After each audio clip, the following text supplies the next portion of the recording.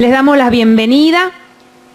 Veo que por ahí estamos un poquito dispersos. Estaría buenísimo que podamos venir más adelante, aquellos que están atrás, así nos sentamos más juntos.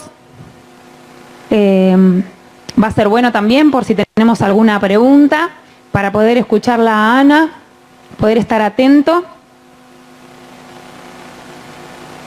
Les pedimos disculpas por la tardanza. Si se pueden ir ubicando. Vamos a arrancar mostrándoles un videíto sobre la Marcha por la Vida. Ustedes saben que el 25 de marzo en la Plaza San Martín a las 5 de la tarde nos estaremos reuniendo todos, están todos invitados a la marcha, a la segunda Marcha por la Vida. Tengo datos de que ya son más de 160 ciudades alrededor de nuestro país con esta maravillosa marcha. Es algo que nunca antes se dio.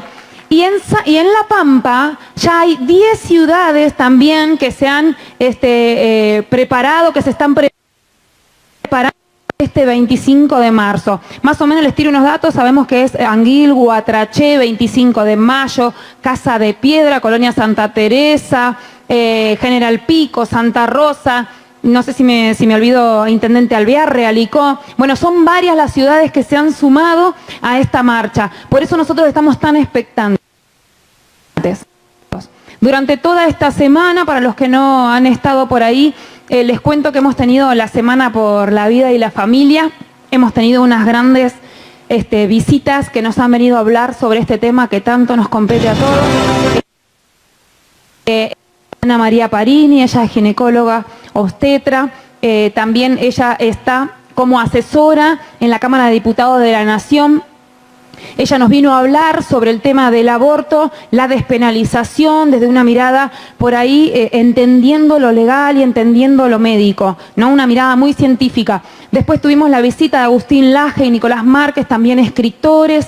Nicolás es abogado, Agustín es licenciado en Ciencias Políticas. Bueno, ellos también estuvieron acá disertando, hablando sobre la ideología de género, ¿no? Y cómo está conectado con todo esto que estamos viviendo, que tiene que ver con la despenalización del aborto. El día miércoles tuvimos la presencia de Gabriel Ballerini, también él es bioético, está en la Universidad Católica Argentina y la verdad es que fue un honor poder escucharlo en este lugar. La verdad es que a todos nos abrió muchos los ojos, desde una mirada también pudo darnos muchas respuestas a muchas inquietudes que teníamos, nos llenó de argumentos para poder defender la vida. Y hoy, por supuesto, tenemos la presencia de la licenciada en Ciencias Políticas y psicóloga social, Ana Baloy, que viene desde Tucumán. Yo creo que se merece un gran aplauso. La verdad que no ha parado en todo el día. Nos ha acompañado, nos ha aconsejado, hemos tenido unas maravillosas charlas, pudimos ir a la radio inclusive, y bueno, queremos que también puedan estar disfrutando de esta charla. Y así comenzamos la última de las charlas que vamos a tener en este marco de la Semana por la Vida y la Familia. Les recuerdo nuevamente que es imprescindible que llevemos nuestras banderas celestes y blancas a la marcha. Es un ícono que hemos decidido entre este grupo tan grande que en todo nuestro país está trabajando fuertemente con respecto al tema de la marcha. También remeras blancas en lo posible y carteles. Pueden hacer muchísimos carteles los que gusten. Lo que importa es que podamos levantar la voz por los que no tienen voz. Sabemos que va a venir mucha gente. Se han comunicado personas de diferentes lugares. Sí, esperamos mucha gente este 25 de marzo. Así que por favor no se queden afuera. Es un tiempo maravilloso. Tenemos que aprovechar esta oportunidad que tenemos de poder hablar, de poder decir lo que pensamos. Muy bien. Los dejo con la licenciada Ana Baloy. Muchas gracias a los organizadores que hicieron parte de esto, ¿sí? Vemos que se está generando un movimiento hermoso en todo el país. Saben ustedes que lo del domingo perfila para ser algo histórico, algo que no tiene precedentes en Argentina, de miles de argentinos expresándose a favor de la vida y en contra del aborto, así que todos tenemos que ser parte. Y les cuento un poco, bueno, qué tendrá que ver la Semana por la Vida y la Familia con la prevención del abuso sexual infantil. Si lo podemos ir poniendo, así conozcan nuestra fundación. Y vamos a lo largo de esta charla ir relacionando, ¿sí? Porque todo tiene que ver. Nosotros defendemos la vida de los niños por nacer, la vida de los niños que nacen también, ¿sí? Nosotros trabajamos en una fundación. A ver si lo ponemos en pantalla, la primera que dice Prevención del Abuso Sexual Infantil, que es una fundación, se llama EPASI. Nosotros empezamos en el año 1999. Nosotros trabajamos para prevenir el abuso, es decir, que no ocurra el abuso sexual, pero también sabemos que cuando ya ha ocurrido hay cosas que se pueden hacer, ¿sí? Nosotros hemos estado como Fundación EPASI 2 veces antes aquí en La Pampa e hicimos capacitaciones. Nuestra fundación prepara personas para que sean preventores, es decir, que multipliquen los conocimientos. Así que quiero saludar a las que aquí están, que son preventoras formadas de EPASI, que puedan levantar la mano, preventoras y preventores. Así les conocen. Ellos estuvieron capacitando en otras oportunidades que vinimos aquí como preventores del abuso sexual infantil. Es decir, que si ustedes quisieran también, necesitamos conocer más, queremos conocer en profundidad más acerca de este tema, queremos interiorizarnos y por qué no empezar como ciudad a trabajar incluso en proyectos. Se puede trabajar en proyectos desde la educación, desde la policía, desde la salud. Hay muchos ejes, aún desde la prevención comunitaria, desde la escuela bíblica, trabajar para multiplicar la prevención. Así que si nos invitan, algunos de los referentes de acá que están en funciones públicas, para otras veces se puede hacer capacitaciones que duren más tiempo para que verdaderamente se concreten luego proyectos de prevención. ¿Lo tienen ahí los chicos? Bien. Bueno, nosotros, me presento un poco, mi nombre es Ana Baloy, trabajo en la Fundación EPASI desde sus orígenes. Mis papás fueron los que la fundaron a esta organización y empezó siendo el brazo social de nuestra iglesia. Nosotros tenemos una iglesia en San Miguel de Tucumán que fundaron mis papás hace más de 27 años ya. Y mi esposo y yo somos pastores de esa iglesia hace 10 años ya. Yo soy mamá, tengo 3 hijos y hemos entendido que parte de expresar el evangelio integral, el evangelio con un mensaje completo, es también trabajar por la ciudad. ¿Sí? ¿Sabe eso? Cuando nosotros empezamos a mostrar en los hechos de manera concreta que Dios ama a las personas, que Dios ama a las ciudades, nos movemos a participar en, diría yo como politóloga, en la cosa pública, ¿sí? Y capaz que para usted es algo nuevo que alguien le diga esto, pero es importante en este tiempo histórico de nuestro país, la participación, involucrarse en proyectos. Este es el tiempo de involucrarse. Hubo un tiempo de capacitarse, ya hubo tiempo de opinar y obviamente siempre tenemos que orar, que es lo que estamos haciendo y seguiremos haciendo. Pero este es el tiempo de involucrarse. ¿Se anima a decir conmigo? Involucrarse. Involucrarse es participar, es tener un compromiso mayor en las cuestiones que nos competen a todos. Es decir, si uno es madre de niños que van a la primaria, decir, me voy a involucrar en la cuestión educativa. ¿Qué se le está enseñando a mis hijos? ¿Cuáles son los déficits de la escuela pública? Si usted es un estudiante universitario, que acá veo muchos chicos jóvenes, me puedan decir, a ver, ¿qué le está faltando a nuestra carrera? Por ejemplo, uno de los proyectos que tenemos nosotros es que le presentamos a los ministerios de educación en el ejercicio de su profesión, va a trabajar con niños, tienen que tener como materia la prevención del abuso sexual. Psicólogos, tenemos trabajadores sociales, tenemos médicos, tenemos enfermeros que no saben detectar una situación de abuso, que no saben intervenir, que no saben prevenir, pero trabajan con la problemática. Entonces, alguno que está en la calle dice, ¿es verdad?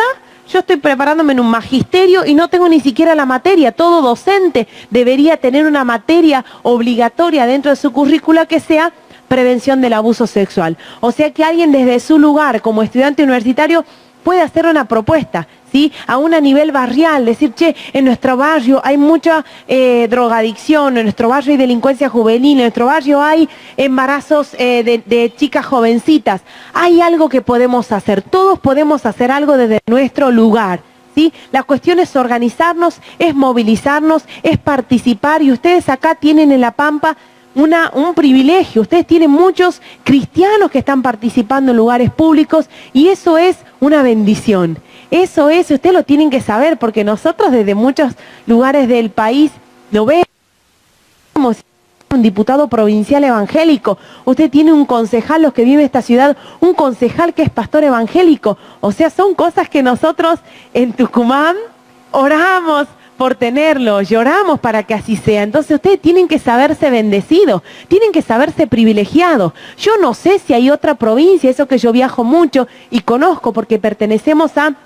Se llama Coalición Argentina de Gobierno y Fe. Estamos nucleados todos los que trabajamos en el gobierno desde nuestra fe como cristianos. Y no hay otra provincia en la que haya participación. Y sé que hay otros concejales también cristianos en otras ciudades. Esto es algo que usted de verdad, mire, yo que vengo de otra provincia a decirle esto, es una bendición. Usted tiene que dar gracias a Dios que lo tiene. Y usted tiene que apoyar a aquellos que están ahí. Capaz que usted dice, no es lo mío hacerlo, pero siempre podemos apoyar a alguien. Por ejemplo, si uno dice, yo no tengo llamado a trabajar esto de la prevención, me da impresión, no me gusta el tema del abuso, pero yo puedo promover difundiendo. Si hay una campaña, bueno, yo voy a salir a pegar afiches para que se conozca la temática. Yo voy a salir a hablar en la escuela de mis hijos, en mi facultad. Hay muchas formas, por eso empecé hablándole de la participación ciudadana, muchas formas de apoyar, ¿sí? De apoyar proyectos que uno entiende, y lo miro desde afuera, que son de reino, que son oportunidades históricas que no debemos desaprovechar. Así que yo les felicito, porque si ustedes tienen representantes que son de reino, quiere decir que hay una iglesia que está activa, quiere decir que hay una iglesia que ora, quiere decir que hay una iglesia que se moviliza, que está entendiendo los tiempos. Así que los felicito y voy a llevar muchas buenas noticias de acá para animar a que también en mi provincia se pueda realizar. Muy bien, vamos a hablar de prevención del abuso sexual infantil. Siguiente. Primeramente tenemos distintos niveles de prevención, ¿sí? En cualquier política pública se establecen lo que son niveles de prevención. La prevención primordial es la que tiene que ver, no se ve ahí, está muy chiquito, pero dice difusión y promoción de los derechos del niño, campaña. Le voy a hacer una comparación con la salud pública para que usted entienda. Capaz que usted ha ido a organismos donde está la manera de prevenir. El cáncer de mama se puede prevenir. Si vos te haces una mamografía, si tenés más de 40 años, eso es lo que se llama prevención primordial. Son campañas que el eje está en la difusión, en hacer conocida la problemática, pero también la manera de evitar que suceda.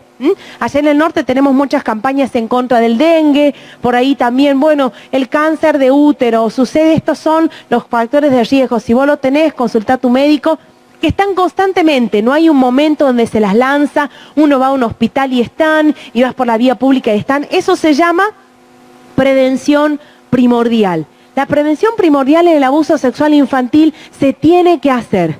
Necesitamos gente que desde los distintos organismos impulse campañas, que usted entre a una escuela y haya ahí un decálogo, lo que toda mamá debe enseñar a sus hijos. Nadie puede tocar tus partes íntimas. Si alguien te las toca, tienes que contarle a alguien de confianza. No guardes secretos malos. No está bien que alguien te haga jugar con sus partes íntimas.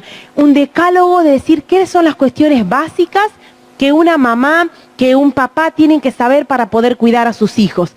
Y que entremos a una organización de salud y que esté ahí, que diga, ¿cómo sé yo si mi hijo o mi hija están sufriendo una situación de abuso? Estos son los indicadores. Y que haya, si tiene dolor en la parte genital, si tiene sangrado inusual, si tiene picazón, si tiene reiteradas infecciones urinarias, teme a alguien en particular. Entonces empieza a ver cuáles son los indicadores. Eso se llama prevención primordial, hacer conciencia para que la comunidad toda esté sabiendo que se puede prevenir, cómo es el fenómeno. Tus hijos nunca mienten, los niños nunca mienten respecto a esto, siempre dicen la verdad. Entonces, si nosotros apostamos a la prevención primordial, se va a instalar una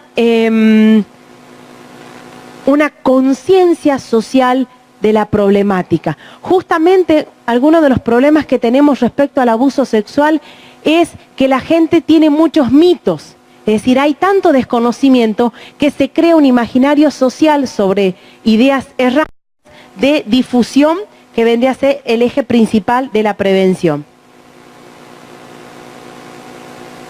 Luego tenemos lo que se llama la prevención primaria, que es trabajar directamente con los niños, y es lo que hacen nuestras preventoras y preventores de PASI, ¿verdad? Se hace un programa educativo que es creado por nuestra fundación, tenemos el material, todo, se hace una vez a la semana, durante 2 horas a lo largo de un año, y se les empieza a enseñar en una metodología lúdica y educativa con canciones, con títeres, con juegos, esto, yo tengo derecho a decir que no, mi cuerpo es importante, el manejo de las emociones, la comunicación, entonces se va construyendo una fortaleza en el niño, y esa es como la vacuna. Comparándola con él, con algo de la salud, cuando dice, che, viene una epidemia de gripe.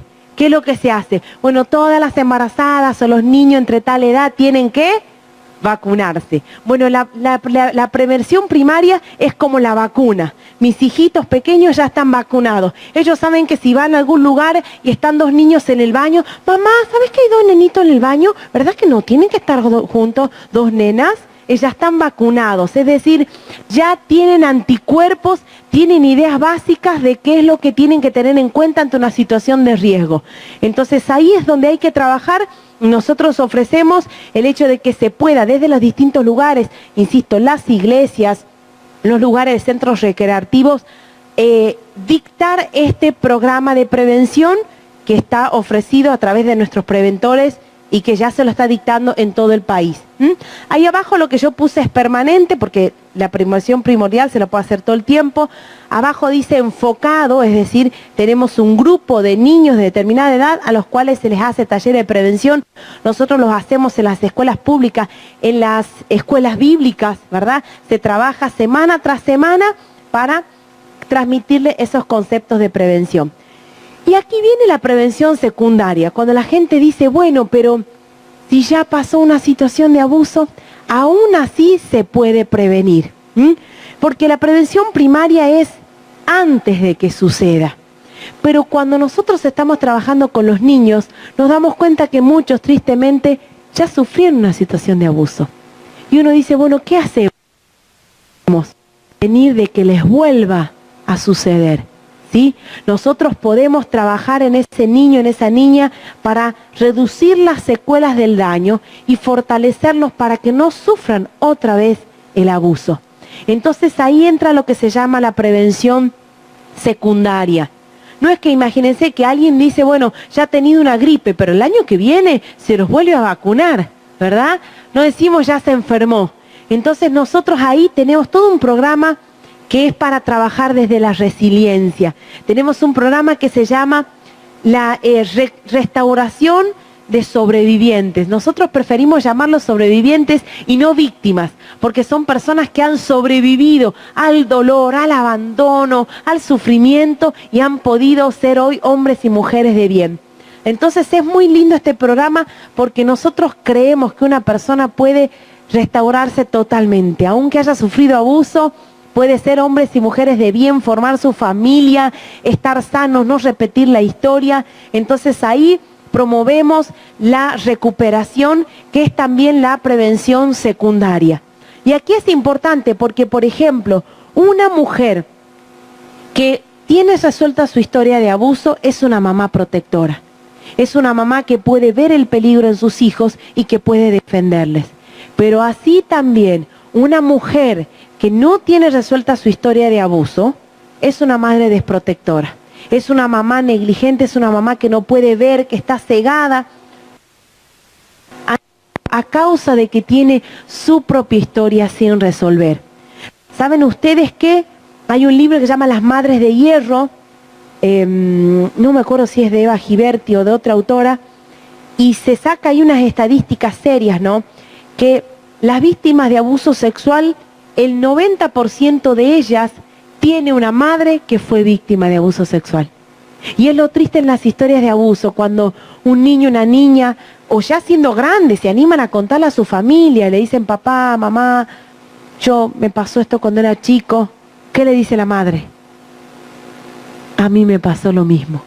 Y es tristísimo porque ahí vemos cómo se repite la historia, que esa mamá que no pudo estar lo suficientemente fuerte para prevenir que a sus hijos le pase lo mismo. Entonces, miren de importante que es trabajar la restauración de los sobrevivientes, sanar nuestra historia. No importa si usted tiene 15 o 60 años, siempre podemos sanar nuestra historia, para ver con ojos diferentes nuestra familia, para estar al tanto del riesgo, para poder romper el silencio. Porque imagínese, esa mamá que nunca le contó a nadie de su abuso, de un padrastro, por ejemplo. ¿Qué le va a decir a su hija? ¿Por qué no me contaste? Si ella guardó silencio 40 años, está haciendo que su familia, su silencio, está haciendo que su familia sostenga el silencio. Esto del silencio en las familias es tremendo y es algo que tiene que romperse. Yo cuando hablo con mujeres grandes ya que se animan a contarme su historia de abuso, yo le digo, ¿y alguna vez lo hablaste con alguien? No. ¿Y vos crees que alguien de tu familia ha sufrido? Sí, pero yo nunca me atreví a decirle esto a mi mamá. Y es más, creo que a mis hijos también les está pasando.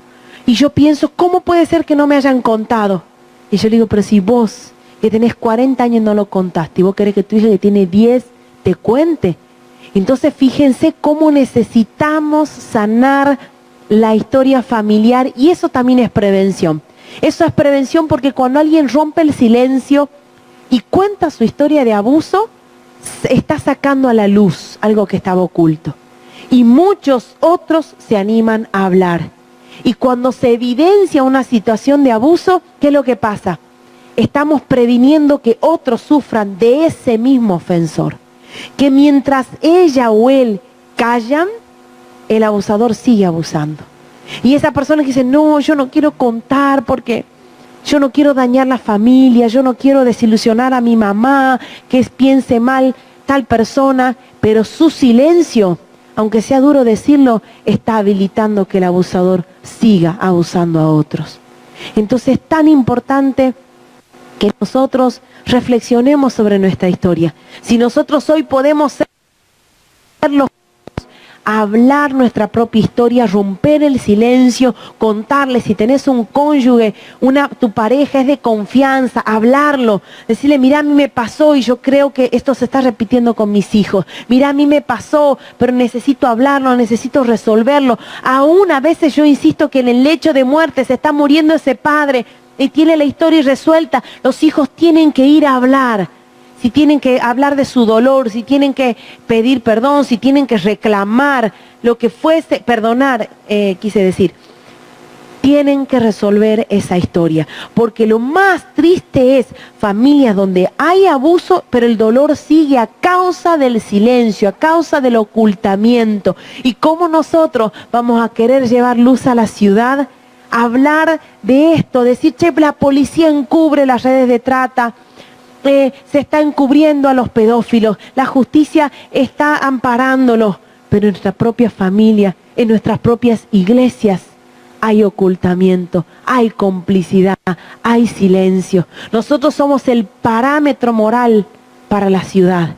Entonces, si nosotros queremos justicia, si nosotros queremos que cosas que están ocultas salgan a la luz, nosotros tenemos que ser los primeros que hablemos. Y ya no pensar en nosotros si quedaré mal, es que qué van a pensar de mí. Ya no puedo pensar en mí. Ya cuando uno superó la edad, queridos amigos, donde ya tenemos hijos, tenemos nietos, yo ya no puedo seguir pensando en resguardar mi pellejo. Tengo que pensar en la generación que sigue, a la cual yo tengo que salvar. Entonces les animo a que, no pensaba decir esto, pero siento de hablar acerca de romper el silencio. Y por último, la prevención terciaria es evitar que las víctimas se conviertan en ofensores sexuales. Porque esas personas que tienen su historia resuelta son los que repiten el abuso sexual. Es ese jovencito que empieza a abusar a su hermana, es ese joven que luego de tantos abusos empieza a configurar su pedófilo y ya empieza a operar desde el abuso sexual haciendo a otros lo que le hicieron.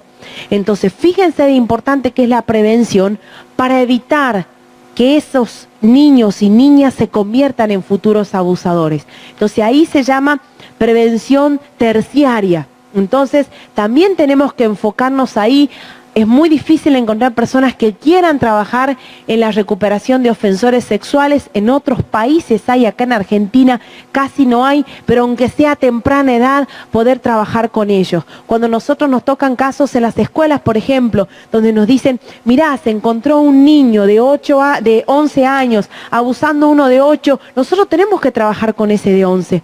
Tenemos que ayudarlo para que no configure su cosmovisión de vida, sus actos, sus patrones de conducta como un ofensor. Está a tiempo de que revertamos esa conducta patológica y le salvemos para que a los 15 años no sea un violador. Entonces estamos a tiempo.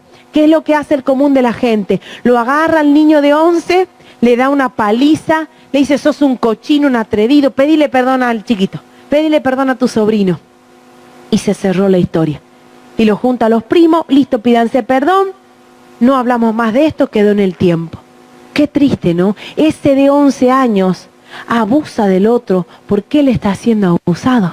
Entonces nosotros tenemos que indagar la historia. Gordo, ¿quién está detrás? ¿Quién abusa al de 11? El de 30, a él vamos. No al de 11, el de 11 está repitiendo lo que él le están haciendo hace años, por eso abusa a su hermano, por eso abusa a su sobrinito, por eso le toca las partes íntimas a su propia hermana, por eso hay una conducta abusiva, no porque debe haberlo visto en la tele de ninguna manera, se llama conducta aprendida repetitiva a partir del trauma. Entonces, cuando empezamos a abrir los ojos nos damos cuenta que sí hay cosas que podemos hacer. Desde nuestro lugar, si usted toma conocimiento de algo así, hay que indagar. Che, ¿con quién vive este niño de 11? ¿Quién lo cuida? ¿Cómo es su vida cotidiana? ¿Ha tenido otros indicadores? Que la maestra siempre dice que él se masturba en clase. Mira, ¿sabés que ese chiquito lo hemos visto descuartizando animalitos en el fondo? ¿Sabés que ese mismo niño se quiso suicidar? Entonces uno arma un esquema de un diagnóstico, le llamamos, y decimos, acá hay muchos indicadores, algo no está bien. Entonces nos damos cuenta que ese niño en realidad no se soluciona dándole un chirlo, se soluciona indagando su historia para que podamos ver cuál es el abusador que está detrás y lo rescatamos y salvamos también su propia historia, ¿sí? Entonces estos son los niveles de prevención en los cuales operamos desde nuestra fundación y eso es lo que hacemos desde PASI. Resumen. Muy bien, vamos a ver algunas estadísticas. La gente nos pregunta y dice, bueno, a ver, ¿cuáles son los números de esta problemática? La edad en la que comienza el abuso oscila entre los 4 y los 6 años de edad. Por eso ahí tiene que comenzar la prevención, desde la edad en la que van al jardín, porque en esa edad están aprendiendo límites, están aprendiendo a entrar al baño y cerrar la puerta, a cambiarse y decir no me miren, ¿verdad? En esa edad empieza el pudor, esa es la edad en la que si no está bien definido, si no le enseñaron, él no sabe si está bien o no bañarse con esa otra persona que le hace algunos juegos raros, ¿entienden? Por eso esa es la edad clave para empezar a prevenirles, a enseñarles de los límites del cuerpo antes de que esté expuesto a una situación de riesgo. 7 de cada 10 personas, esto es altísimo, en Argentina, según nuestras estadísticas de todos los lugares donde vamos y hacemos encuestas anónimas, han sufrido una situación de abuso. Es altísima. Cuando digo alguna situación de abuso, es entre todos los tipos de abuso. Un tocamiento, una exposición a un exhibicionista, un manoseo, el obligar a ver pornografía, o un acceso carnal, ¿verdad? O sea, todos los tipos de abuso que a veces van en aumento ante los cuales las personas han estado expuestas. El 66% de los niños y niñas víctimas de abuso tienen padres y madres que desconocen lo que les está pasando a sus hijos. Esto, mire, ¿cuántos son papás y mamás? Así nos hacemos cargo. Esto es durísimo para nosotros. Es decir, cuando un niño, esto ¿cómo lo hicimos nosotros? Yo dirigí esa investigación. Agarramos todas las casuísticas, tomamos un plazo de tiempo, no me acuerdo, por ejemplo, 5 años entre los registros de nuestra Fundación EPASI, a ver todos los niños que habían contado una situación de abuso y que la habíamos corroborado después, hablando con la familia, con los indicadores en el proceso de los talleres. Bueno, de tal año a tal año, esta cantidad de abusos. Y empezamos a ver en los registros, cuando hablábamos con la familia, si la familia sabía o no de la situación abusiva. Había algunos que decían, yo ya sabía que algo le estaba pasando a mi hijo, pero él no se animaba a contarlo. Otras familias decían, sí, lo sabemos, lo hemos sacado de esa escuela, ya hemos hablado con ese pariente. Pero había la mayoría que decían, no, ¿en serio? ¿Mi hijo? No, yo estoy todo el día con él, yo nunca lo dejo solo, yo siempre lo cuido, no puede ser. ¿De quién dice? ¿De su hermano? ¿Su hermano? ¿Mi hijo? No, mi hijo es un chico, pero él es un chico bien, ¿cómo me puede estar diciendo esto? Entonces, no solo el desconocimiento, sino la negación de la situación de que sus propios hijos le estaban diciendo lo que le estaba pasando a sus papás, y aún así, o desconocían, o aún teniendo conocimiento, lo negaban. Entonces, esto a nosotros nos tiene que hacer una pregunta. Los adultos tenemos que decir, ¿dónde estamos nosotros cuando ocurren estos abusos? Nadie está las 24 horas del día con sus hijos. Nadie. Alguna gente dice, no, yo estoy todo el tiempo, ¿cómo puede haber pasado esto? Entonces, evidentemente, hay una gran ausencia paterna y materna. En los descuidos suceden los abusos. Otro punto que agrava esto también, el consumo de pornografía inicia a una edad cada vez más temprana. ¿Producto de qué es eso? A ver, interactuemos un poquito que están medio dormidos. Y del acceso irrestricto al internet, en la tablet, en el celular, en la computadora. Los dispositivos no tienen filtros de protección. Los chicos tienen acceso, los padres están durmiendo y los chicos están haciendo zapping, ¿verdad? Entonces, pasan, ustedes saben de los videitos de YouTube. Algunos dicen, yo le pongo que vea videitos de YouTube. Entonces, miren, el abuso no es algo que se cura con el tiempo. Diga conmigo, no es así. Así decimos tucumano. No es así. Bueno, ya pasó, quizás se curó, quizás se hizo grande y bueno, ya no es así. Al contrario, si ese hombre abusó cuando tenía 20, cuando tiene 40, ya abusó 100, que es algo que se va afianzando en el psiquismo y en el accionar de esa persona. Entonces, si conocemos a alguien que abusó a otro niño o niña, a una persona hace muchos años, lamento decirles que sigue abusando esa persona. No se puede destruir una familia por un problema así, una cuestión de chicos. Ese discurso para mantener el status quo solo trae más enfermedad y más dolor. Es la triste historia de personas que dicen, yo le conté a mi mamá, yo le conté a mi papá, yo le dije a mi abuela que me ayude, yo le conté lo que me estaba pasando y me dijeron que no destruya la familia. Y me dijeron que yo era el que causaba problemas. Y me dijeron que yo era el que estaba queriendo difamar al abuelo, al tío. Entonces la familia culpabiliza a la víctima. Vos has hecho que nosotros nos peleemos. Mirá, tu abuelo ya no quiere venir acá a la casa por las cosas que vos has estado inventando. ¿Se destruyó la familia porque el niño contó o el abuso sexual destruyó la familia? ¿Qué piensan ustedes? Pero ¿qué es lo que hace a veces erradamente? Ponemos como sociedad el problema en aquel que contó, el que es el detonante, el que saca a luz la situación de abuso. Y por último, una frase muy común, él se arrepintió y dijo que no lo iba a hacer más. Peor aún, él se convirtió a Dios, empezó a ir a la iglesia, hizo confesión de fe, así que ya no va a ser más un abusador. Miren, no es así como que hay personas que pueden de un día para el otro dejar el cigarrillo, sí, totalmente. Hay personas que de un día para el otro dejan su adicción a las drogas. Pero el comportamiento abusivo de un pedófilo no es a través de un llorar, perdón, yo me arrepiento, 2 o 3 lágrimas de cocodrilo. No es así.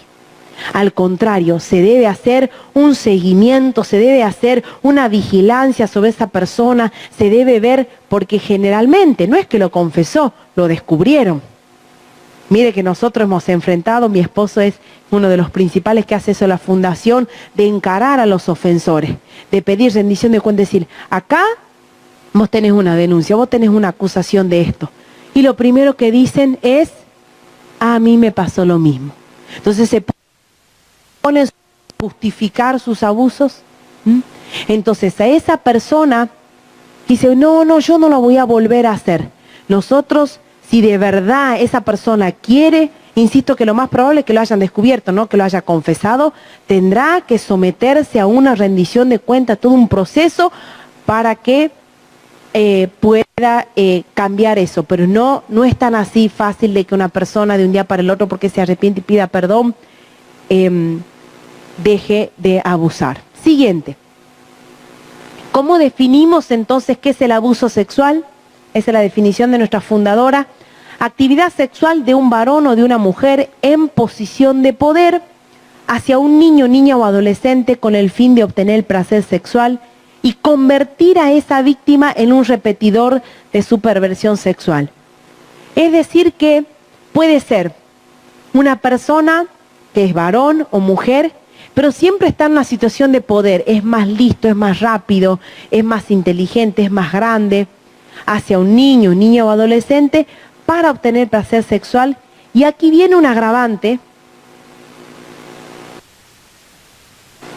la víctima a repetir eso. Por eso se convierten en abusadores, porque los niveles de perversión del abusador es que abusa y enseña a otro a abusar. Cuando nosotros hablamos con los niños, los cuales hemos tomado intervención en los casos, son cuestiones horribles. Es decir, me hacía a mí que yo la penetra a mi hermanita y él me miraba y mientras tanto me filmaba, me sacaba fotos. O sea, no solo abusan, enseñan a abusar, porque quiere que se repita el círculo de abuso. Entonces, esa es la definición a qué nos referimos con abuso sexual. No solamente es una violación, no solamente es una penetración. Hay otras instancias como el abusador va avanzando en el cuerpo del niño, le va mostrando pornografía, le va tocando, va jugando con él, se va metiéndose en el baño cuando se está cambiando, va haciéndolo verle desnudo, va avanzando en cercanía y en invasión de su privacidad mientras le manipula, mientras le ata con secretos, mientras le culpabiliza, hasta llegar a la violación. ¿Por qué es importante esto? Porque hay personas que dicen, no, pero ¿sabes qué? No lo hizo. Y bueno, porque quizás fue descubierto a tiempo, pero venía haciendo todo el trabajo previo como para concretar la violación. Pero lo anterior también es abuso sexual. Ahora quería mostrarle lo que se llaman factores de riesgo, ¿sí? Los factores de riesgo, a ver, cuando uno, las que han sido mamá o cuando uno va al sistema de salud, te hacen una fichita. Dice, a ver, antecedentes, ¿ha tenido en su familia mujeres que hayan tenido cáncer de mama? ¿Ha tenido en su familia problemas con la presión, con la diabetes? Y nos hace una ficha médica. ¿Por qué nos hacen todas esas preguntas? A ver, alguien que sepa de salud.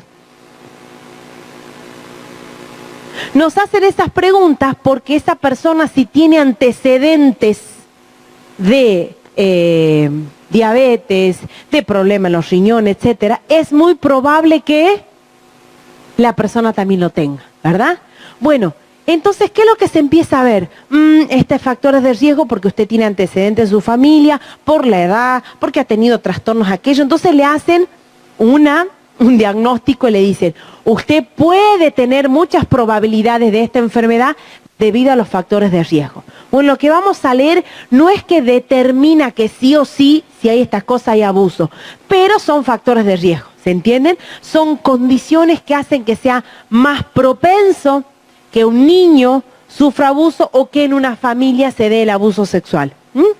Antecedentes de abuso sexual en la familia. Cuando es la historia que yo le estaba diciendo. Si usted dice, a ver, en mi familia hubo abuso, sí, mi mamá, mi papá, mi hermano, mi tío. Usted ya tiene que le titila en rojo, amarillo, en amarillo le titila como diciendo, atención, precaución, hay antecedentes de abuso en la familia.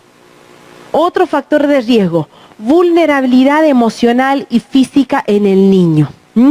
Emocional, la vulnerabilidad emocional puede ser porque es un niño muy pasivo, muy dependiente, muy frágil, porque es un niño que tiene una dependencia porque no puede desarrollarse por sí mismo. Ahí entran las los niños y niñas con alguna capacidad diferente, con una discapacidad. ¿Por qué? Porque dependen quién los cambie, quién los lleve al baño, quién los haga bañarse, dependen para que otro hable por ellos, para que le dé de comer. Entonces, cuando están en una situación de vulnerabilidad, son esos niñitos que uno los corre del lugar, se quedan quietitos. No sabe si están felices, si están contentos, son obedientes en extremo. Ese perfil de niño son más vulnerables, porque no puede defenderse, porque no dice lo que piensa, porque no se expresa cuando está en desacuerdo.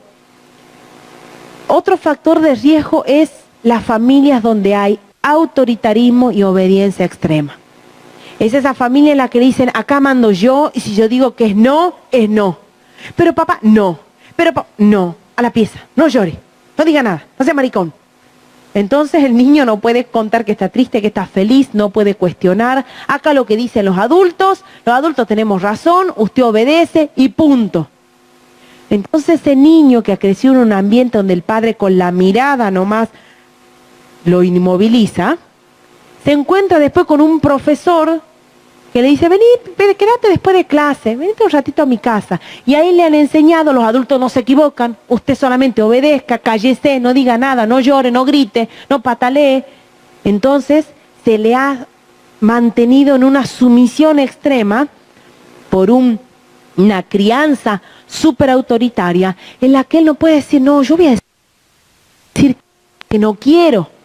Entonces ese es un problema de una familia que tenga esas características. El uso de internet, celulares y TV sin control, que ya lo mencioné, no los voy a reiterar. Relación de poder-dependencia entre niños y adultos, ¿sí? Siguiendo esto de la sumisión. Por ejemplo, niñas donde se les ha impuesto rol de adultos, de cocinar, de criar a sus hermanitos, de resolver cuestiones de adultos. Entonces está acostumbrada solamente a obedecer. Donde ella no importa si tiene sueño, si tiene hambre, si quiere o no descansar. A ella le han dicho, vos haces esto y punto. Y no se considera su mundo emocional. Esas niñas están más vulnerables también. Sexualidad sin límites y sexualización de las relaciones. Y aquí quiero hacer una crítica, digamos, lo que ha sido la política de salud sexual y reproductiva de nuestro ministerio, del Estado argentino en la última década, que ha sido así, resumido en esta frase. Usted tenga sexo con quien quiera, como quiera, pero use preservativo. Entonces, ese paradigma, ese eslogan, ¿verdad? Si es un animal, si son 10 personas, si son muertos, o tenés sexo con quien quiera, pero cuídate. Ha impulsado una sexualidad sin afecto, sin respeto, sin amor, sin límite, sin consideración del otro, deshumanizada, sin compromiso, sin afecto natural. Porque si hubiese funcionado ese tipo de programa de salud sexual, no habría hoy me mostraba el defensor de usted, el doctor Juan Pablo Meaca, el defensor de Niños de la Pampa, las cifras en solamente un año de la cantidad de niñas embarazadas entre 10 a 14 años, en solo un año, 40 y pico de embarazos. De 14 a 19, 150 y no sé cuánto. O sea, ¿de qué son esos embarazos? De abuso sexual. Y los que siguen de promiscuidad. Entonces, esos son los resultados de una política de salud que no ha servido predicar la sexualidad en un desorden. ¿Por qué? Porque ese niño, ¿verdad? Y esto no tiene que ver con ser moralistas, tiene que ver con seguir el orden natural de las cosas. ¿Por qué? Porque si en esa familia, dice, acá vivimos la sexualidad de una manera libre. Entonces, ¿qué quiere decir? Que él va a entrar al comedor de su casa, va a estar su papá y su mamá teniendo relaciones y bueno, lo estamos viviendo de una manera libre a la sexualidad. Ese niño cuando ve una sexualidad sin límites, donde pasa y el tío le toca la cola, le levanta la pollera, un jueguito nomás, se acostumbra a vivir en un contexto sexualizado, de irrespeto, donde en la mesa se hacen chistes de doble sentido y no hay consideración de las mujeres, de los niños, donde se cuentan chistes porno, donde se ve la pornografía de Tinelli y cosas peor, pero es la familia, estamos en una noche, se empieza a naturalizar cuestiones. ¿Qué piensa ese niño? Que así es, digamos que, bueno, se puede vivir ese modo la sexualidad. Entonces va al club de fútbol, entonces pasa cualquier cosa en los vestuarios, y como ha vivido en un contexto donde no hay límites en las relaciones sexuales, en ese desorden, no entiende qué está bien y qué está mal. Pero si ha vivido una familia donde dice, mira mi amor, cuando alguien se está bañando no le abrimos la cortina, se cierra la puerta. Si tu hermana se está cambiando no molestamos, cada uno duerme en su cama. Límites en el hogar, límites básicos de convivencia. El papá y la mamá tienen una vida íntima cuando no están los niños. Si son muy pobres, eligieran un momento, quizás si tienen la misma habitación, donde los niños no estén. Entonces ese niño sabe, esto está bien y esto está mal. Esto no me gusta, esto no me hace bien, esto invade mi intimidad. Entonces, esas familias donde hay una sexualización de las relaciones o no hay límites, son más propensos a las situaciones de abuso. Las familias aisladas, que son herméticas, donde nadie puede intervenir y saber, es muy probable que haya incesto. Y falta de límites claros y reglas en el hogar. Cualquiera se queda a dormir. No, ha venido mi hijo y ha traído unos amigos porque tenía una fiesta de 18, entonces se quedan 8 en la pieza y la nenita duerme al lado, y así la cantidad de abusos que nosotros conocemos. De un amigo que justo se quedó a dormir en la pieza de al lado después de una fiesta.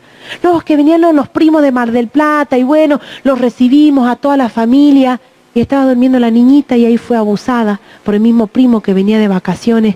Tristísimo, porque esa familia no supo decir, no te puedo recibir. En las iglesias, que vengan a los campamentos, que venga tal, lo hospedemos a este, lo hospedemos a aquel. No todo el mundo es bueno. Yo le digo a mis hijos, no todos los que vienen a nuestra casa son buenos, no todos los que van a nuestra iglesia son buenos, no todos los que van a nuestra fundación son buenos. No puedes confiar en cualquier persona. No todo el que te dice, le decimos a nuestros hijos, mi amor, no todo el que dice que son amigos nuestros, son amigos nuestros. Entonces, el poder conservar en las reglas de nuestro hogar esas cuestiones hacen a una familia donde esa chiquita dice, yo estoy segura, en mi cama, en mi pieza, donde sé que yo entro, donde a las noches a mí me cuida mi mamá y mi papá, no entran otras personas, no me quedo a dormir en cualquier lugar, en la cama de otro, porque al resguardar esas situaciones estamos previniendo el abuso sexual, ¿sí? Siguiente, quiero pasar al que dice factores protectores. Porque vimos factores de riesgo, pasa varios, a donde dice factores protectores. Yo les hablé de cuáles son las condiciones, digamos, negativas que harían que sea más propenso a una situación de abuso. Pero ahora voy a hablar de las cosas positivas, ¿ah? Las cosas buenas, ¿cómo serían los factores protectores? Un factor protector es cuando nosotros fortalecemos esa vacuna que les decía yo, es cuando un niñito decimos, ay, yo no quiero que le agarre gripe. Bueno, tenés que tomar mucha vitamina C, abrigate bien, ¿verdad? Tenés que estar bien alimentado, porque sabemos que si ese niño está bien, es menos propenso a que le agarre un frío, por ejemplo. Entonces, ¿cuáles serían esos factores protectores? ¿Cómo criar niños y niñas fuertes? 1, el amor incondicional. Decirle, hijo, hija, yo te amo. No importa lo que pase y no importa lo que hagas. Y ese punto es importante, porque el abusador, ¿qué le dice? Si tu mamá se entera de lo que vos has hecho, te va a matar. Porque lo culpabiliza. Entonces el niño cree que él ha hecho mal. Pero si esa mamá y papá le dice, pase lo que pase, yo te amo, incluso que hagas algo malo, yo te amo. Dice, yo sé que lo mismo si le cuento a mi mamá, ella no me va a pegar, ella me va a creer, ella me va a defender. Entonces tiene un argumento que lo hace fuerte, que lo hace sentirse seguro para volver de la escuela, incluso fuera, supongamos, de una situación abusiva. Papá, mamá, yo fui a la escuela, me trataron mal, se burlaron de mí. Hijo, mañana yo voy a la salida y hablo con esos compañeritos. Entonces al otro día, ¿cómo entra el niño? Entra ancho, yo tengo a mi papá que me defiende, me espera a la salida. Ese niño que se sabe querido, que se sabe protegido, está en ventaja con otros que lo amenazan, te vamos a agarrar en la salida, te vamos a llevar al baño, pero está seguro porque tiene un papá o una mamá o un adulto referente que le protege. Después también la autoestima correcta, hacerle saber que es valioso, que es importante, que es único. Fíjense que los niños los cuales los maltratan, con palabras, de manera física, son más vulnerables al abuso. ¿Mm? Entonces, si nosotros tenemos niños que son fuertes, que se saben valiosos, viene alguien que le quiere decir, ay, vos sabés que soy muy bonita, podrías trabajar en mi agencia de modelos, ¿qué te parece? ¿Qué te parece? Entrada gratis, yo te voy a regalar la ropa, solamente quiero que hagas una sesión de fotos, que así muchos las captan a las jovencitas. Entonces, chiquita que nadie le ha dicho que es hermosa, que nadie le ha regalado nada, dice, pero genial, me van a regalar ropa interior, todo gratis. ¿En serio? Sí, a cambio de una sesión de fotos. Entonces, esa jovencita de 13 años es una víctima fácil.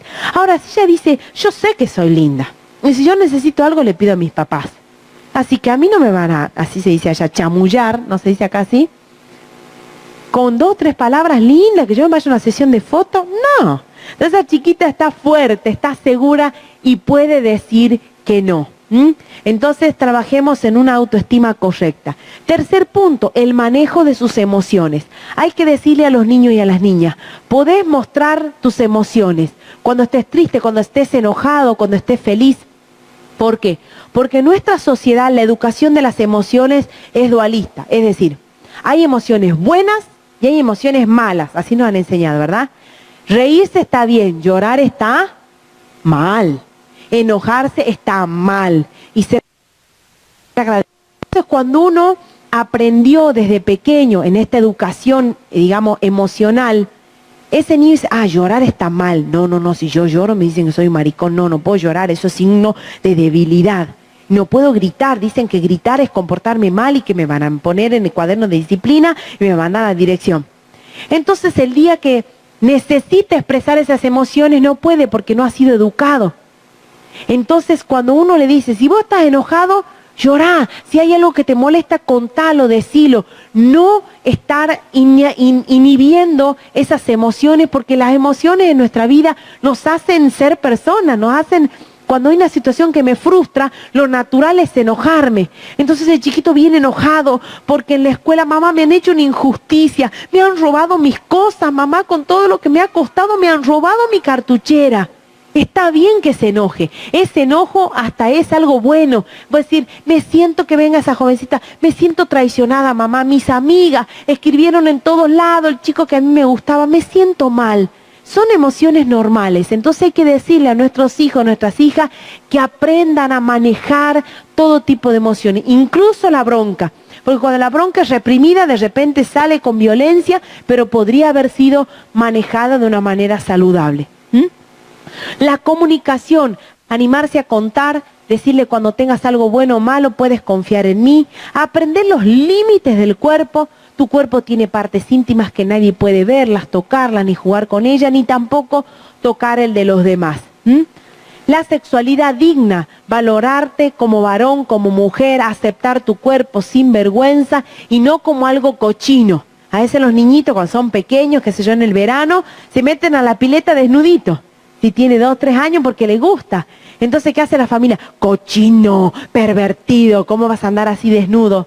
Y el niñito no sabe qué ha hecho de malo, solamente se sacó el pantalón para meterse a jugar a la pileta. Entonces, si él piensa, no, soy un cochino porque me he sacado el pantalón, está empezando a decir, no, algo debe ser que tengo malo, que todos me dicen que soy un sucio. Simplemente porque él no sabe a esa edad que quizá, no, mi amor, te podés, ponete el shortcito porque están ahí otras personas. Entonces les enseñemos, pero no como algo feo, horrible, ¿sí? Lo mismo a las mujeres. Hay mamás que todavía le dicen que estás enferma, que te ha venido aquello. Entonces, pobre la chiquita cuando está indispuesta, siente que soy el monstruo más horrible del mundo, que me estoy desangrando porque la madre nunca ha dicho, mira, mi amor, es algo normal, te va a pasar siempre, porque, etcétera. Entonces, se siente mal, la sucia, no quiere salir a ningún lado porque no le enseñaron con naturalidad algo normal, ¿sí? Saber decir que no si algo no te gusta, si algo te hace sentir mal, podés decir que no.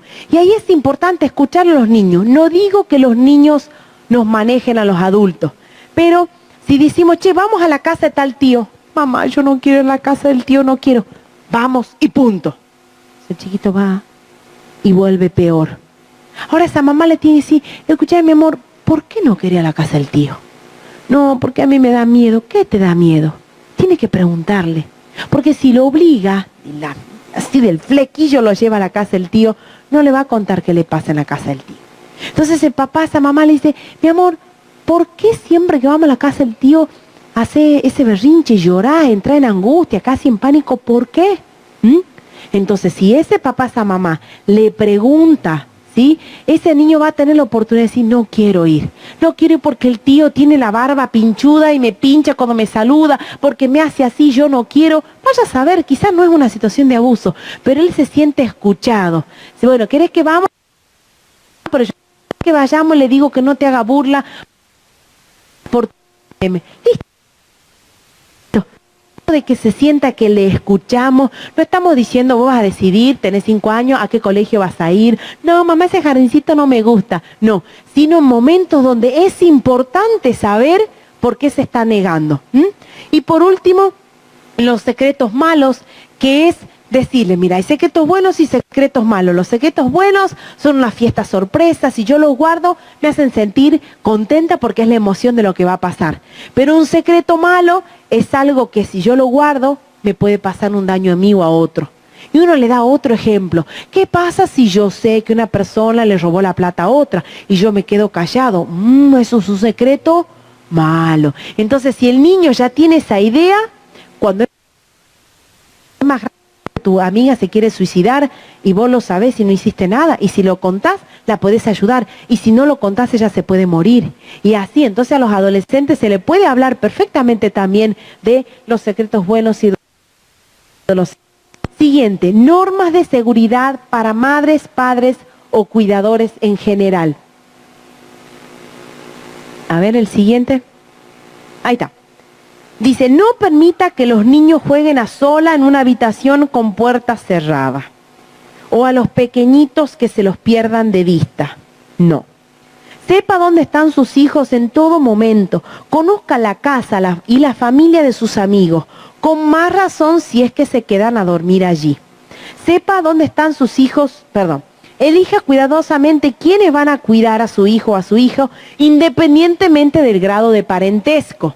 ¿Sí? No, yo lo conozco, es la hermana de mi prima que siempre viene a cuidarlo, pero quizá no le sabemos de verdad su trayectoria. Pida mejor referencia de trabajos anteriores. Observen el estado de ánimo de sus hijos cuando llegan estas personas o cuando se van. Cuando nosotros hemos descubierto muchos casos de abuso haciéndole esas preguntas. No, mi hijo entra en un estrés, como un ataque de pánico. Y eso es que le empiezo a preguntar cuándo sucedía, y siempre sucedía cuando iba a la guardería o cuando volvía de la guardería. ¿Y qué pasaba? Era en la guardería donde el niñito sufría abuso, ¿verdad? Entonces, o el cuidador o la cuidadora estar atento en eso. Y también estar alerta cuando una persona dedique demasiado tiempo a su hijo, a su hija, o le haga regalos sin razón. Más aún cuando ya son más grandes, uno empieza a ver, te regalaron un celular, le regalaron una PlayStation, le regalaron una zapatilla, no es el padrino. Y che, ¿qué intenciones tiene? ¿Verdad? Quizá está captándolo con la primera etapa, que es la de la conquista del abusador, donde los regalos son la manera de atraerle, para decir, venite a jugar a la PlayStation a mi casa. Pero ¿cuál es la intención detrás? ¿Sí? Y ahí dice,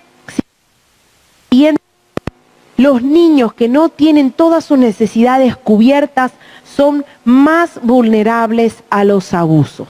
¿Sí? Y por último, yo quería hacer un paréntesis, ya que tiene que ver, no un paréntesis, un apartado especial, porque es lo que nos convoca en esta Semana por la Vida, y es la relación de, siguiente, el abuso sexual y el aborto. Los postulados que hoy se argumenta para la despenalización del aborto es, ¿cuál es? ¿Pero qué hacemos con las chicas que, bueno, han sido violadas y están embarazadas? ¿Por qué las van a obligar a tener si es un hijo de un abusador? Entonces vamos a tocar aquí varios puntos para que usted sepa argumentar lo que nosotros creemos. Primeramente, que decir que un niño, ¿qué es lo que se dice? ¿Por qué la vas a obligar a que tenga un hijo producto de abuso? Primer tema, que decir que un hijo es producto de algo, de ahí ya es despectivo. Porque uno no puede decir a una persona, si vos sos producto de un adulterio, producto de una noche de placer de tu papá, producto de un descuido de tu mamá. Es algo tremendamente discriminatorio, ahora que está de moda la discriminación, Porque en la Declaración de los Derechos Humanos dice que todas las personas tienen igual, no importa su nacimiento, sexo, raza, o sea que no importa el nacimiento, merece vivir. Entonces, primero, que no es el producto de una violación. Es como si fuese una fábrica, bueno, este producto es bueno, este producto es malo. No es un producto de una violación. ¿Saben cómo hay que decir? Hijo víctima de una mujer, hijo víctima de una mujer, hijo de una mujer víctima de abuso. Ahí cambia el panorama, porque nosotros la ponemos a esa mujer como verdaderamente es una víctima de abuso, y él es, o ese bebé o esa bebé es un hijo de una víctima. Toda víctima necesita apoyo, necesita ayuda, necesita contención, no agregar un trauma a otro trauma. Además, se ha relacionado de una manera muy errada a ese niño, esa niña con su padre. Y si sale abusador también, eso es un error, pero antropológico, biológico. Entonces el abusador engendra abusadorcitos. ¿Entienden? Es tan absurdo porque la gente dice eso. Y ese hijo de un violador, y si es un violador, ¿entienden? No podemos nosotros decir que alguien no merece vivir por el padre que tiene. ¿Entienden? No podemos decir quién está apto para vivir o no si es hijo de tal o cual persona. Además, generalmente, nunca se vincula con ese hombre, porque a veces ese abusador ni sabe que engendró un hijo. Él no es hijo de un violador, es hijo de una víctima de abuso. Y ahí también cambia totalmente la perspectiva. Y yo les quiero hacer una comparación, porque en la provincia de Buenos Aires se sancionó una ley el año pasado, que dice que se hace una reparación, quizá la leyeron, es una reparación para todas las mujeres, para de femicidio, no sé si lo leyeron. O sea, si un hombre mata a su mujer, se le da de por vida a los hijos una indemnización, porque son hijos de víctima de femicidio. Además que se le quita toda la responsabilidad parental, o sea, decir que no los revinculan al hijo con el padre porque es el asesino de su propia madre. Pero es interesante que el Estado les asigna una ayuda de por vida a esos niños, porque su mamá fue víctima de femicidio. Entonces fijémonos también qué contradictorio que a las mujeres, a los hijos de las mujeres víctimas de femicidio les ayudamos, pero a los hijos de las víctimas de abuso decimos no, tu hijo no merece vivir y a vos no te vamos a ayudar. La única opción que te ofrecemos es que lo abortes. Debería el Estado decirle te vamos a subsidiar, te vamos a ayudar, te vamos a dar dinero, porque nosotros como Estado no subimos protegerte y sufriste un abuso. Es decir, las políticas de contención deberían ser otras. Además, en el protocolo de interrupción legal del embarazo, como en el proyecto que se está debatiendo en el Congreso, que se llama IVE, Interrupción Voluntaria del Embarazo, en ambos no se exige una denuncia para argumentar que hubo abuso sexual. Porque dice que cualquier mujer que invoque que su embarazo es producto de un abuso, puede acceder al derecho al aborto. Fíjense que el argumento supuestamente para esto es guardar la confidencialidad de la mujer, es decir, no la vamos a exponer, pobrecita, a que vaya a hacer una denuncia porque estamos descreyendo en su palabra. Error. Error, ¿por qué? Primero que el proyecto dice que cuando fuese una mujer que dice que ha sufrido, abuso sexual, el aborto no tiene límite de edad gestacional. O sea que si está en la semana 38, así, según ese proyecto, se invoca de que es producto de un abuso, puede abortar. Entonces, ¿cuál es lo grave acá? Lo puse ahí. La no persecución del delito. Porque si de verdad nosotros, Estado, nos interesa que no haya más abuso y no haya más mujeres embarazadas por abuso, que lo que debería hacer, por eso le expliqué las políticas de prevención, la sanción es una prevención. Entonces yo soy un profesional de las 15 años, supongamos está legalizado el aborto, viene y dice yo me quiero hacer un aborto porque yo fui abusada. Ese profesional de la salud, si tiene criterio, que tiene que actuar de oficio y decir tengo que radicar una denuncia porque estoy ante una víctima de abuso que me está confesando que sufrió abuso y es más, es tan real su abuso que engendró del abuso. Entonces, o de oficio, ya sea la psicóloga que lo atiende, el médico obstetra, quien sea que lo atiende, debería radicar una denuncia. ¿Por qué? Miren aquí. Porque si no denuncia, no hay persecución del delito. O sea que ese abusador va a seguir abusando. Además que no habla de que siquiera se le debería preguntar quién es, preguntar en qué condiciones fue, nada más. Entonces supongamos que esa jovencita de 15 años viene a decir yo estoy embarazada porque fui abusada. ¿Qué hace este proyecto? Vení, tenés derecho al acceso al aborto y el abusador, ¿saben qué? Ese abusador que quizás supongamos que fuese el padrastro. El año que viene va a venir de vuelta embarazada por el mismo ofensor. Porque como nunca se lo denunció, nunca se sacó a luz, nunca se cortó y lo que dice ahí, se oculta el delito, se perpetúa el abuso. Entonces, ¿por qué? Porque no se le dijo, no se hizo una denuncia, no se lo sancionó, cuando incluso ese bebé es el elemento probatorio más grande de la existencia del delito. Porque ese bebé le hacen un ADN y ese hombre no necesita pasar 10 años de proceso penal porque el niño en sí mismo ya es una prueba de que existió el abuso. Pero miren qué error.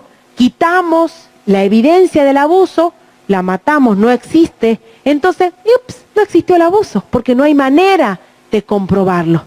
Entonces, es más, esto incluso está dando vía libre para el delito, porque el abusador dice, genial, la acompaño a la chiquita a que se haga un aborto, no se enteran sus papás de que yo la abusé y tuvo ese engendro, o sea, de que ese hombre la abusó, no se enteran los padres, ya voy a explicar por qué, puede seguir perfectamente abusándola. ¿Y qué es lo peor? Si es un caso de incesto, si es un caso de abuso intrafamiliar, la hermanita va a aparecer embarazada. La otra hija mayor también, ¿entienden? Entonces el abuso se va a perpetuar, va a continuar porque no se exige nada de estas cosas. ¿Entienden? Es gravísimo. Entonces ahí uno se da cuenta de que el espíritu de esa legislación no es de evitar los abusos. ¿Sí? Porque los juristas hablamos del espíritu de la legislación, o sea, ¿qué se pretende con esa legislación? Es evidente que no se pretende perseguir el delito de abuso sexual, no se pretende reducir los casos, no se pretende sancionar al abusador, porque ni siquiera se pide que haga una denuncia, ni que se mande, debería actuar de oficio y decir, ya nomás la policía busca a este hombre que acá está con pruebas el abuso. Entonces, además, ¿qué es lo que pasa? Puse yo aquí, se avasalla el derecho de los padres a saber qué es lo que le ha pasado a sus hijos, porque el proyecto este es tan irresponsable que dice, toda mujer mayor de 13 años, puede tener acceso al derecho al aborto hasta la 14ª semana de embarazo. Dice, para los casos, claro que son menores entre los 3 y los 18, dice, para los casos entre 3 y 18 años, como es menor de edad, de todos modos no se requiere la autorización de sus padres porque se presume madurez para el hecho. Eso es un error, cualquier jurista dice eso de presumir la madurez, porque en un sistema legal como el nuestro, donde una chica de 14 años no puede tomarse un colectivo para ir a Buenos Aires sola, no puede inscribirse en la escuela sola, no puede comprar, vender, no puede casarse, no puede comprar legítimamente una bebida alcohólica si no es mayor de 18 años, no puede hacer nada de eso, pero se presume si tiene la madurez suficiente. Es un desfasaje hasta jurídico absurdo, ¿se entienden? Para esto es madura, pero para todas las otras cuestiones no lo es. No puede votar, no puede hacer nada, pero abortar sí puede, porque se presume la madurez y no necesitamos preguntarle a sus padres. Otra razón más para descubrir el abuso, porque imagínese un padre, si a él le informan, le dice, venga, usted tiene que presentarse acá porque su hija de 14 años está acá embarazada y dice que sufrió un abuso. No le gustaría a usted como padre saber que su hija está por realizarse un aborto porque fue víctima de abuso? ¿No cree que es derecho de esos padres saber lo que le ha pasado a esa jovencita? ¿Qué piensa usted? ¿O debe el Estado arrojarse una autoridad de decir, presumo madurez para el hecho, no necesitamos la autorización de los padres. ¿Qué piensa usted? El Estado estaría actuando de cómplice, de encubrir ese delito al no informar a los padres. Si una chica se desmaya en la escuela y no pueden ni medicarla y lo tienen que llamar a los padres, dígame si no es así. Mire, su hija se siente mal aquí en la escuela, por lo menos allá no le pueden dar ni una vallaspirina, no pueden. ¿Tiene que venir quién? El padre, la madre, decirle, mire, su hija está descompuesta, usted la tiene que llevar a la casa. Porque es la responsabilidad de toda nuestra legislación, en el Código Civil, en todo lo que es responsabilidad del padre, la madre, mientras tenga 18 años, está bajo su patria potestad. Así es. Pero en este caso no, debe tener la madurez suficiente para hacerlo. La incongruencia y lo que generaría respecto a encubrimiento de casos de abuso sexual sería gravísimo. Y el abusador sigue abusando. ¿Y sabe qué? Y termino con esto. A los abusadores les parece perfecto esta ley. Claro que adhieren a una ley así. Porque ¿qué dicen? Listo. Las cosas que yo se borran como si nada, nadie me persigue, ni siquiera me tienen que denunciar. Es gravísimo. Desde el punto de vista de los que trabajamos en la prevención del abuso, son errores tremendos e inaceptables, porque debería actuarse de otra manera al tratar estos temas, más aún cuando es lo que más se invoca. ¿Pero qué hacemos con las chicas que, si de verdad fuese lo importante, no les parece a ustedes que deberían haber puesto por lo menos en consideración un artículo especial en los casos donde de verdad fuese víctima? Se informará a los padres, se dispondrá todo un equipo para acompañar a la víctima, se perseguirá al abusador, se tomarán las muestras de ese niño para saber que el ADN de qué. Ahí voy a decir, bueno, quizás les interesa la situación responsable de una ley que tiene 2 hojas de texto, que no hay un espíritu intencional de frenar el abuso sexual. No hay una intención de proteger a las víctimas respecto al abuso. Y por último, ahí cuando dice el artículo número 3, dice, sin prejuicio de lo anterior, también se podrá, dice, en cualquier etapa gestacional, abortar si es que el feto tiene alguna malformación. Entonces estamos volviendo a la Alemania nazi, donde decimos, este puede vivir, este no. Si es Down y si es deforme, no. Pero si viene así lindito, sí. Entonces, algunos merecen vivir y otros no merecen vivir. Es gravísimo, digamos, el texto, y es muy triste porque muchas personas adhieren. Yo estoy de acuerdo con el derecho a elegir, y no han leído la gravedad del proyecto tan irresponsable que nuestros legisladores tienen en mano. Entonces, ¿qué es lo que les animo yo a ustedes? A leerlo, a conocerlo, a explicar estos argumentos para que la gente sepa. Nosotros estuvimos hablando con un diputado la otra vez y me hablaba del derecho a elegir. Y yo le dije, ¿usted tiene hijos? Sí. ¿Usted tiene hijos adolescentes? Sí. Y le puse este ejemplo. ¿Y usted estaría de acuerdo que su hija se practique un aborto y nunca nadie le informe a usted? No, yo creo que mínimamente me tendrían que decir, que ella haga lo que quiera, pero me tendrían que decir, bueno, según esta ley no le van a decir, usted no se va a enterar. Y se quedó sorprendido. Nunca lo leyó el texto de la ley. Entonces hagamos conciencia, y esto no va desde la perspectiva religiosa ni de una perspectiva moral. Yo lo estoy explicando desde la persecución básicamente de un delito, porque si de verdad hubiera sanciones a los abusadores, estaríamos en una situación diferente. Entonces lo que yo les quiero invitar, pone uno de los siguientes, ya para terminar, que dice que hay muchos niños a nuestro alrededor que necesitan nuestra ayuda. Esas son imágenes que usamos nosotros en el taller. Fíjate la siguiente. Muchos niños necesitan de nuestra ayuda. Quizás tu propia historia es una historia triste, de abandono, de desprotección, de que quisiste hablar y no te creyeron. Pero nosotros podemos cambiar la historia de otros. Quizás la nuestra no podemos volver 20, 30 años atrás.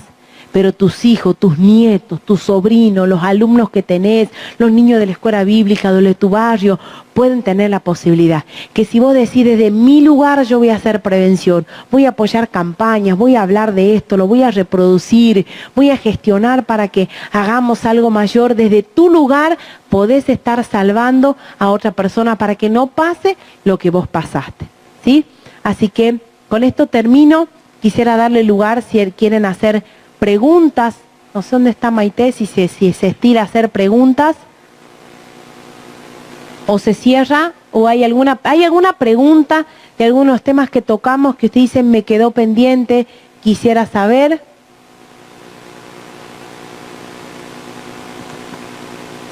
Te pregunto, ¿el abusador siempre fue abusado antes? Viste que dicen, no, yo lo hago porque fui abusado. Muy buena pregunta, es que me salteé la filmina del abusador. La mayoría de las veces sí fue abusado. Hay algunos casos donde son abusadores y no fueron abusados, pero ¿sabe cuál es el agravante? Empezaron a ser consumidores de pornografía de temprana edad. Todos los demás sí fueron abusados. Pero hay un porcentaje que aún, claro, sí fueron abusados. Y hay un porcentaje que no fueron abusados, pero empezaron a abusar producto del consumo de pornografía. ¿Alguien más que tenga alguna pregunta? Acá. Buenas noches. Sí. A mí mi pregunta es que pienso en la víctima, en el niño que está siendo abusado, si cuando uno denuncia que se toman más represalias, si realmente se lo protege al niño. Si uno se entera en el colegio o algo o sospecha que un niño puede ser abusado, ¿qué sería lo bien para cuidar al niño? Porque yo me imagino que si se entera el abusador de la denuncia, puede abusar de forma peor del niño. Bueno, muy buena tu pregunta. Va a depender de cómo reaccione la familia y el entorno. En este caso, si me lo planteas en un contexto escolar, la escuela. Nosotros hablamos de mantener el primer vínculo y la protección de la víctima. Según la relación de la persona con el niño, va a ser los niveles de involucramiento. Si es una docente y le cuenta un viernes, no le puedes prometer, te prometo que nunca más te va a pasar eso, porque ese viernes a la tarde vuelve a su casa y la va a volver a ver el lunes y quizá lo abusa el fin de semana. Pero en este caso es el mal menor. Si esa docente lo encara al papá en la puerta de la escuela, el lunes no aparece más y perdió el caso. Le conviene decir, voy a buscar los elementos, voy a preguntarle a otros profesores si también vieron algún indicio. El lunes a temprano me voy a ir a la defensoría, voy a preguntar cómo se hace. Entonces, espera un ratito, pero arma una estrategia que a la larga va a ser más eficaz. ¿Sabrá su mamá? ¿La conocemos a la mamá? No vive con la mamá, vive con una abuela. Yo la vi la otra vez, yo voy a hablar con la abuela. Che, ¿cómo lo ve usted? Entonces empieza a hacer una estrategia que no es solamente erradicar la denuncia, sino el buscar aliados. Nosotros decimos que cuando queremos cortar una situación de abuso, hay que buscar esos aliados. Esa persona que vos decís no es pariente del ofensor, le puede creer, me puede acompañar a mí, me puede ayudar a que la víctima hable. Podemos generar las acciones para que no se encuentre con el abusador. Si es alguien de la misma familia, sí puede decir, nunca más vamos a la casa de ese amigo y empieza a proteger y sigue la vía de la denuncia a su manera e intentar todo el tiempo protegerlo de la revictimización propia del sistema, como le van a hacer las preguntas de vuelta en la fiscalía, ese tipo de cosas. Pero por eso va a depender del entorno que tenga que le brinde esa protección. Ahora, si el abusador sabe que ya lo contó, no va a tomar represalia. Porque le dice, yo ya le conté a mi maestra sabe lo que usted me hace. Entonces ese abusador cuando se siente descubierto cambia. Pero él, ¿cómo opera mientras tanto? A través de la amenaza para que nadie se entere. Pero cuando ya están enterados, empieza, obviamente le va a decir, te voy a matar a vos, te voy a matar a tu mamá. Pero no son tan importantes ahí hay que decirle a la víctima, no les crea las amenazas. Pero nosotros saber de que cuando hay que decirle que me contaste, nosotros decimos así. Entonces cuando el niño le dice, yo ya le conté, la pastora de mi iglesia sabe y me cree, y lo van a venir a buscar. Ahí se empieza a retraer porque fue descubierto. No sé si se responde más o menos a la pregunta. Bien. Ahí le acercan el micrófono, los operarios. Solo una observación. Sí. Hace 21 años que trabajo en las escuelas, hogares comunes de todo tipo, marginales, como le quieran llamar. Y en más de una situación hemos tenido que hacer silencio, porque no sé en qué país vivís vos, pero la justicia acá es lenta. Y lo único que hacemos es exponer al niño. Me gustó tu frase de buscar aliados, nunca lo había pensado y lo voy a tener en cuenta. Buscar aliados porque la primera que salta en tapar el caso es la mamá. Entonces imagínate que más de una vez en el equipo docente hemos dicho, no sé, no nos metamos. ¿Por qué no nos metamos? Porque la que va a sufrir el triple es el niño, la niña.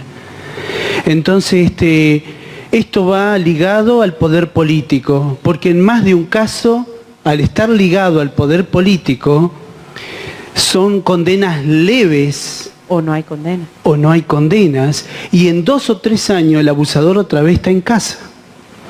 Y en nuestra provincia de La Pampa tenemos un caso grave que quedó en la nada. Ni estuve en el lugar, pero en un pueblo 25 de mayo hubo una grave denuncia en un jardín de infantes de los docentes abusadores. Cierto o no, 40 niños aparentemente mintieron. Bueno, todos mintieron, quedó en la nada. Pero solo quería hacerte esta observación. En 21 años de estar en la escuela, más de una vez hemos tenido que hacer silencio porque la justicia es lenta y termina perjudicando al niño. Yo lo que te diría es que, a ver, el sistema quiere crear en nosotros eso, el sentirnos desahuciados y decir, no me meto más en esto, me han hartado, no recibo respuesta, las veces que hemos llorado, decir que nadie los escucha. ¿Cómo va a hacer 3 veces la cámara Gesell? ¿Cómo lo van a llamar a declarar otra vez y al abusador nunca? Es tremendo.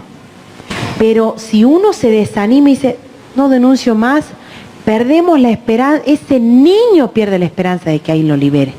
Entonces a veces uno tiene que decir, por eso decía, a ver, busquemos una tía. Hay una tía que nosotros somos amigos, la conocemos en la iglesia, vive en el campo. Pensemos en la maestra. Sí, hay un hermanito que va a la secundaria, pero que contó también que le pasó algo.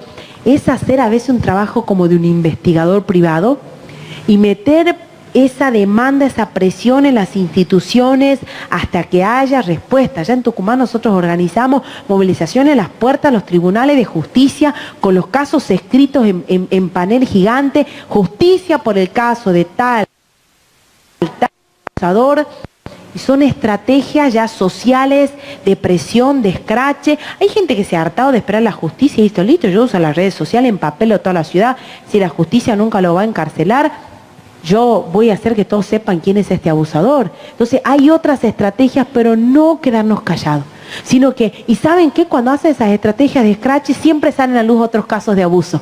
Porque otros también fueron víctimas. Y si alguien se animó a hablar, empiezan otros también a animarse a hablar, pero nuestro silencio es le estamos diciendo te vas a quedar ahí para siempre en esa situación. Así que el hecho de lo que estás haciendo te animo a seguir, a no desanimarte, y a todos los que son defensores de los niños en su cotidianidad, e insistir hasta que generemos esa demanda en la justicia para que opere más ágil.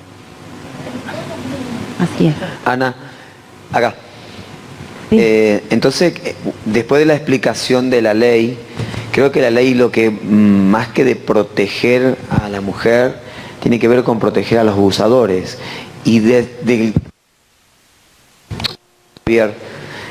porque nosotros no hemos pasado situaciones así como iglesia, que hemos hecho denuncias y hemos tenido ciertos problemas, y ha quedado generalmente en la nada. De hecho, se ha comprobado y todo, y el abusador quedó libre. Entonces creo que tiene que ver con esa ley, de alguna manera es tapar y que nunca más se denuncie absolutamente nada y que quede todo en la oscuridad, vendría a ser. Ha sacado sus propias conclusiones. Diga. Hola, ¿qué tal? Conozco el caso en 25 de mayo, yo soy de ese lugar donde contaba Javier, y justamente ese lugar, conjuntamente con Catriel, que está a 30 kilómetros, son los niños que han sido abusados, son más de 40. Las 3 personas estas, en realidad son muchas más, es una red de pedofilia para los que trabajaban. Estas personas están escrachadas por las redes, estuvieron cumpliendo... ¿Siguen ejerciendo la docencia? ¿Hoy están acá? ¿En este lugar, en este recinto ahora mismo? ¿Me están buscando a mí? Están acá en Santa Rosa dando clases. No sé en qué escuela, pero están. Bueno, ahí tenés. Entonces, vemos eso, estuvieron cumpliendo... ¿Cómo? Por todo lo que tuvieron que pasar denunciado por el gremio docente. De terror. Sí, porque según el gremio docente son inocentes los docentes. Sí. ¿Y las familias de los niños y las niñas víctimas? Se han movilizado y han hecho, están destrozados obviamente y Por favor, pueden hablar por los micrófonos que no se escucha. No, que partes se juzgaron acá, se hizo en la ciudad judicial y una de las cosas que pasó que hicieron marcha, protesta y todo y no nada. Por eso hablé del poder político. por eso ellos salieron, hace poco estuvieron en realidad detenidos, pero los liberaron y eso fue... Bueno, así estamos por eso. La pregunta mía es... Por eso hoy estamos acá. Y hay esperanza de que hay personas que dicen, vamos a seguir luchando, vamos a seguir denunciando, no nos vamos a quedar callados. Claro, pero es lo que dice Valeria por ahí, son más de 40 chicos que están mintiendo. O sea, es algo que no se puede... 140 casos los que hay. En ese tipo de casos siempre hay un poder detrás, siempre. Sí, de hecho los chicos cuentan detalladamente la casa, cómo era, qué se hacía, todo detallado y se encontraron materiales dentro de esa casa. Mi pregunta era un caso que conozco de una nena que sufrió un abuso en un lugar donde el padre trabaja, ¿sí? Comenzó con muchos indicios por su comportamiento de lo que puede ser una nena abusada en el jardín y todo eso. Tiene problemas hoy en día, ya pasó mucho tiempo, tiene problemas en el colegio, de aprendizaje, de todo. Lo mandan, la madre la mandan, por favor que la lleve a psicólogo y todos los medios, pero la nena desde el momento en que lo contó, la mamá lo primero que hizo, ¿qué? ¿Cómo? Contame. Y la nena nunca más volvió a decirlo. Y la madre se lo vuelve a preguntar, ha ido a psicólogo y no pueden, la nena no da más indicios porque se cerró totalmente. Puede ocurrir que ellos guarden, olviden o suceda en eso porque no es que siguió sucediendo o no lo sabemos. Fue un momento en que ella contó que una persona, amigo de papá, me bajó el pantaloncito. Cuando ella apenas abrió la boca, la madre, exageradamente obviamente, asustada, lo que No hizo había fue... hecho la capacitación de paz y la mamá. No. Lo que hizo fue justamente asustarla y no lo quiso contar nunca. De hecho, le volví a preguntar, ¿te acordás que me dijiste? Y ella lo niega. Sí. Las malas reacciones del que está recibiendo en ese momento la revelación puede tal cual cerrar a ese niño o abrirlo, decir, yo te creo, sos valiente, gracias por haberme contado, yo entiendo por lo que estás pasando, te animaste a vencer el miedo. Eso sería la respuesta cuando alguien nos cuenta. Y lo malo es eso, ¿en serio? No, pero vos me estás diciendo la verdad, listo, no contó más. No porque lo olvide, porque se siente descreída. A ver, si uno es grande, cuando no te creen, ¿qué pasa? Nos enojamos. ¿En serio no me crees? ¿Me estás tratando de mentirosa? Y uno puede, no sé, romper un matrimonio. Si alguien me dice, ¿cómo que no me crees? Un niño se siente descreído por su propia madre. No habla más porque no siente que va a ser protegido. No, sí, es siempre después de la revelación viene lo que se llama la retractación. Es más, la retractación valida el relato. Es muy probable que aquel que cuente yo sufrí un abuso, no lo va a decir así, ¿verdad? Decirme bajar la mochita. Después diga, no pasó, porque le viene el miedo de todas las amenazas. Pero cuando se retracta, con más razón hay que creer que es verdad. Porque la retractación está afirmando de que le viene todo el miedo.